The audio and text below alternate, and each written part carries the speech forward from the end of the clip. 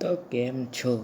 આજે આપણે આવી ગયા છીએ એક નવી વિડીયો લઈને, જેની અંદર આપણે વાત કરી હતી ડીસી અને એસઆરએચ અને સીએસકે અને આરઆરની મેચની પ્રિડિક્શન આપણે કઈ મેચમાં કરી હતી એના વિશે આજે આપણે થોડી ચર્ચા કરવાના છીએ. આપણે પ્રિડિક્શન કરી હતી કે ટોસ એસઆરએચ જીતશે અને પહેલી બેટિંગ લેશે, તો એવું જ થયું. પણ બીજી બાજુ હતા મિચેલ સ્ટાર્ક નામનો ઘાતકી બોલર, જેણે 5 વિકેટ એસઆરએચની પાડી અને એસઆરએચને બહુ મોટું ટોટલ કરવા જ ના દીધું. પણ એસઆરએચની અંદર અનિકેત વર્મા, ટ્રેવિસ હેડ અને ક્લાસન ત્રણેયે સારી પારી રમી અને 150 ઉપર રન પહોંચાડ્યા.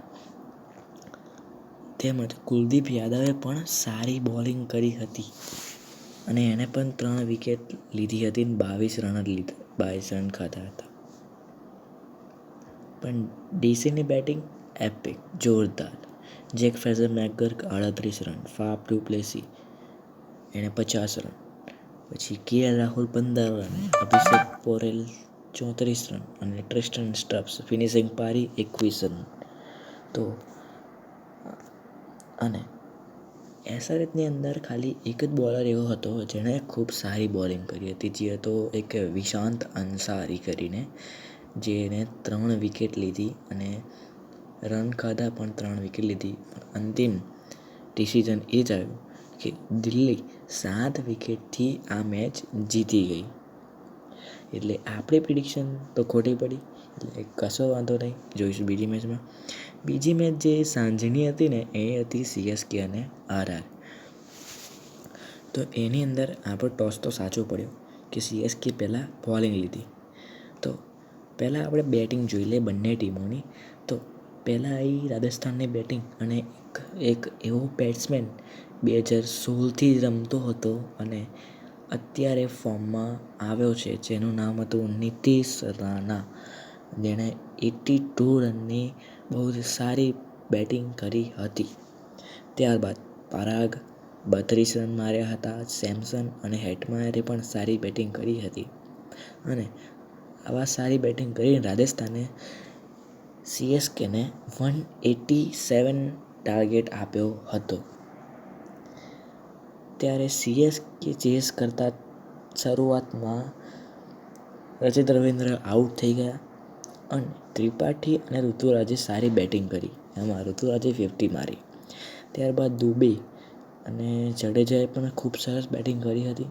ત્યારબાદ MS ધોનીને આપણને ફિનિશિંગ ટચીસ જોવા મળ્યા હતા અને એક ઇંગ્લેન્ડનો 7 ફૂટનો માણસ ઓવર્ટન, એણે પણ સારી બેટિંગ કરી હતી. પણ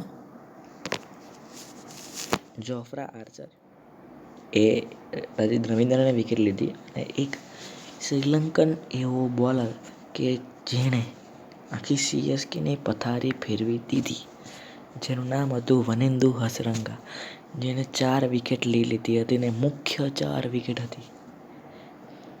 અને સીએસકેની બોલિંગની અંદર આપણે જોઈએ તો Noor Ahmad purple cap winner 2 wicket, Pathirana 2 wicket, Ashwin 1 wicket, Jadeja 1 અને ખલીલ અહેમદ 2 વિકેટ.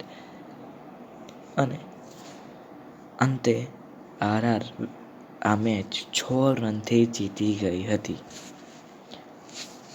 તો આ હતી આપણી આ 2 મેચોની થોડી ચર્ચા. હવે જોઈએ આજની મેચ છે એમઆઈ અને કેકેઆર. તો મારી પ્રેડિક્શન એવું કહે છે કે આજને જે ટોસ છે ને એ કેકેઆર જીતશે અને પહેલાં બેટિંગ કરવાનું નક્કી કરશે અને ચેસ કરતી એમઆઈ સારું ટોટલ ચેસ કરી લેશે અને આ મેચ, આજની મેચ એમઆઈની પહેલી જીત હશે, એવું મારું કહેવું છે. તેમજ કેકેઆરમાં આજે વાનખડેમાં મેચ છે, વાનખડે સ્ટેડિયમ મુંબઈમાં. તો આજનો સ્કોર જો આપણે જોવા જઈએ તો 190થી 210ની અંદર હોઈ શકે છે. અને આજે હાર્દિક અને રોહિત શર્માની બેટિંગ આપણને વધારે જોવા મળી શકે છે. તેમજ કેકેઆરમાં પણ સારી બોલિંગનું પ્રદર્શન આપણને જોવા મળી શકે છે. તો હવે મળીએ આપણે આ મેચની થોડી ચર્ચા લઈને આવતીકાલે. તો બાય.